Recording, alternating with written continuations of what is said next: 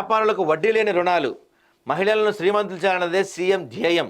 షాద్నగర్ నియోజకవర్గంలో పలు అభివృద్ధి కార్యక్రమాల్లో పాల్గొన్న పంచాయతీరాజ్ శాఖ మంత్రి సీతక్క 35 కోట్లతో పలు రోడ్లు, కమ్యూనిటీ హాల్స్కు శంకుస్థాపన.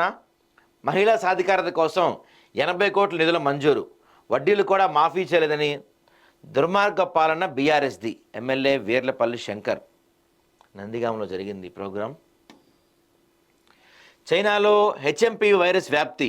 తెలంగాణ ప్రభుత్వ కీలక ప్రకటన. జలుబు దగ్గు లక్షణాలుంటే సమూహాలకు దూరంగా ఉండాలని సూచన. ఇప్పటివరకు ఎలాంటి హెచ్ఎంపీవీ వైరస్ కేసు నమోదు కాలేదు. Public health family welfare director doctor B Ravindranayak వెల్లడి.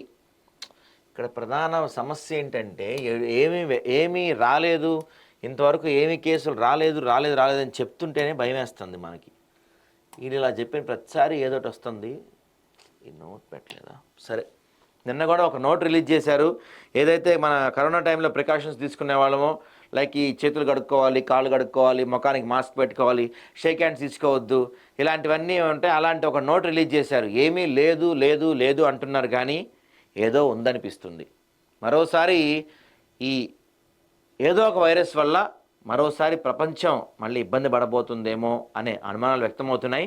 ఏమి లేదని చెప్తున్నారు. దేవుడి దేవల నిజంగా ఏమీ లేకపోతే మంచిదే కదా, ఏమీ ఉండకూడదనే కోరుకుందాం అందరం.